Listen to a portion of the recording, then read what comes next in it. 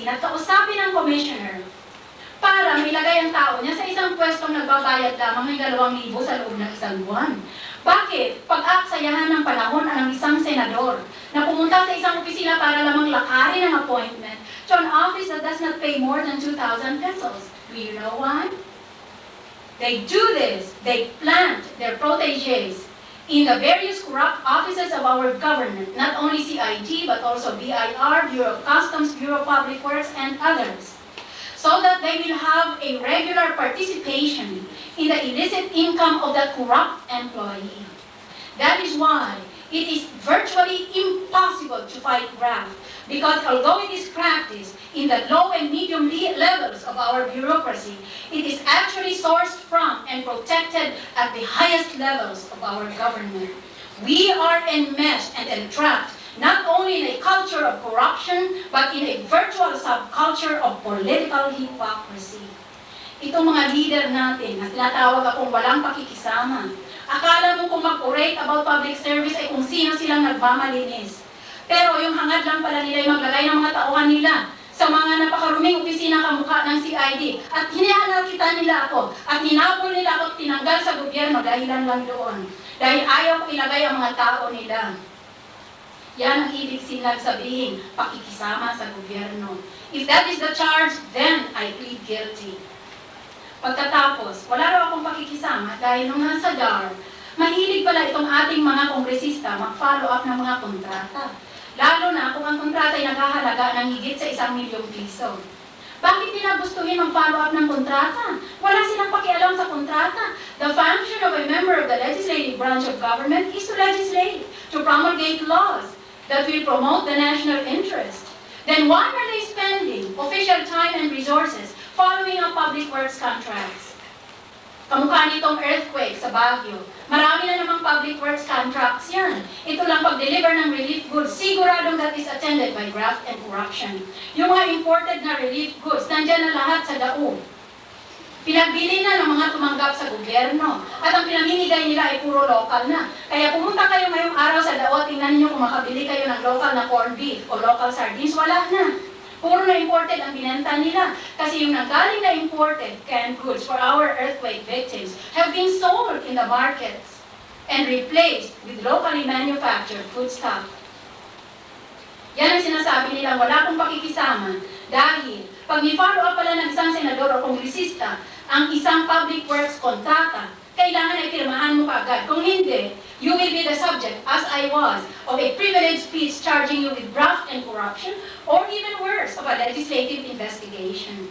For they know that they can call me any manner of names in a privileged speech, and under our Constitution, they enjoy immunity from suit. They have no compunction about destroying a profession I have spent 45 years of my tortuous life to build by day after day of hard work, simply because I refused to sign a public works contract from which they expected at least 10% in illegal kickbacks or commissions. Kung ang kontrata ay naghahalaga ng 10 milyong piso, 10% is 1 million. Siguradong pupunta yan sa kongresista na nagpa-follow up ng kontratang yan. Itong mga kongresista natin, sobrang pagmamahal sa kontrata. Kaya dapat, hindi natin sila tinatawag na kongresista.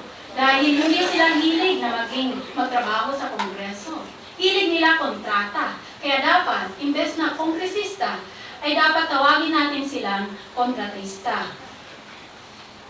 Hindi ko sinasabing ako na ang pinakamagaling na immigration commissioner. Contrary to the official releases of the hired public relations firms of my enemies, for they are spending hundreds of thousands of pesos to destroy me in a deliberate and diabolical manner before public opinion. Sinasabi nila mahilig raw ako magyabang tungkol sa sarili ko. Hindi ko sinasabing pinakapagaling akong immigration commissioner. Hindi ko sinasabing perfecto akong agrarian reform secretary.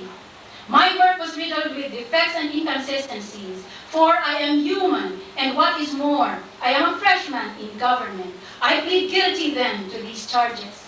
Ang masabi ko sa inyo, nakamukha ninyo ay ako'y nanggaling dito sa universidad na ito. Ang masabi ko lamang, na pwede kong sabihin ng buong pagmamalaki dahil that is a matter not of personal, but of social pride. Na, nang ako'y nasa gobyerno, I did my best to fight corruption. I was not always correct. I was not always successful, but I was taught in this college that I must sacrifice everything that I hold dear in my miserable existence in order that I can prove to the Filipino people that I deserve to be educated at their expense. Kaya ako, nung nasa gobyerno, alas 5:30 umaalis na sa bahay ko para makapagsimba. At alas 6:30 ay nasa daan na, alas 7 I punched my time card in the Bundy Clock Station. Just like the lowest of my employees, and I have the time cards to prove it. Ito mga kalaban kong ito, alam naman ninyo, pag pinuntahan ninyo sa mga opisina nila, hindi sila pumapasok. Pinagpaliban nilang pagpapatakbo ng kanilang mga opisina sa mga subordinates nila. Wala na silang ginawa kung hindi mag-standby sa Malacanang. Nag-aabang ng pagkakataong ma-ambush nilang Pangulo para makabulong sila. Bulong na sila ng bulong kay Pangulong Aquino. Hanggang sa nahilo na at nalito ang Pangulo at natanggal tuloy ako sa gobyerno.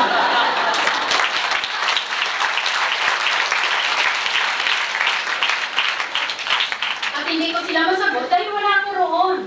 Naglalakad ako sa ating mga bukiring. Kinakausap kong mga magsasaka at mga landowners. Itong mga kalaban kong ito, sila'y sinasabing kasapit ng Bulong Brigade. Mga opisyal na matataas ng Sumbong Brigade.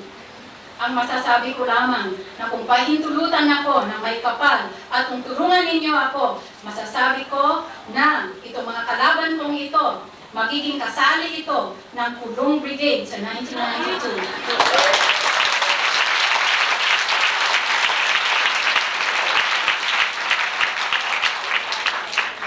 In conclusion, let me ask you this question that I hope you have asked yourselves in the stillness of the night when you are keeping company with nobody but your conscience. Have you never asked yourselves, is the Filipino untrustworthy and beyond redemption? Is this government so hopeless that my only hope for a decent life is to emigrate abroad, to forget that I am a Filipino, forever to live the life of an expatriate, longing with homesickness for my own native shores, but forever barred, forever a pariah, because I cannot survive amid the viciousness and the malice of our traditional politics? Have you never asked yourselves this question? I have, and my initial reflex action was to return to my original job as legal officer of the United Nations in Geneva in Switzerland, from where I came, only to obey the deathbed wish of my dying father that I must pay my dues to society. Kasi ako nanggaling sa mahirap na pamilya, kaya buong buhay ko sa public schools nag-eskwela at buong college tenure ko ay nag-eskwela sa Universidad ng Pilipinas. Hindi lamang sa magaling ang pagtuturo dito, kung hindi kaya ng magulang ko magbayad ng tuition sa private schools. Buong buhay ko ay nag-eskwela ako sa mga eskwelahang pinagbabayaran ng ating taong bayan. And my father, conscious of this fact and an idealist to the very end of his human existence, ordered me to come back to my country. That is the only reason why I left my UN job, to come and serve my people. Pero nung ako'y pinadaan sa ganyang kasakit na paraang pagtanggal, ang una kong naisip ay babalik na lang ako sa United Nations. And so I prepared to strike my tents and to fold my bags. Yet, even as I did so, a small, still voice told me, and repeated, echoing in the chambers of my mind, this lesson: for evil to triumph, it is sufficient that good men shall do nothing. Anong mangyayari sa ating bayan kung ang lahat ng taga-UP pupunta abroad o magtatrabaho sa mga mayayamang opisina sa Makati para sila yumaman din sarili nila? At talikuran na lang natin, 2/3 of 64 million Filipinos who cannot eat 3 meals a day, who, if the weather gets worse tonight, will be exposed to the pitiless elements for lack of a roof over their heads. Sino magkukup-kup nitong taong bayan kung tayong lahat na nakapag-graduate na sa isang magandang universidad ay talikuran ang ating kapingkulan sa ating sosyedad? And that is the only reason why I have decided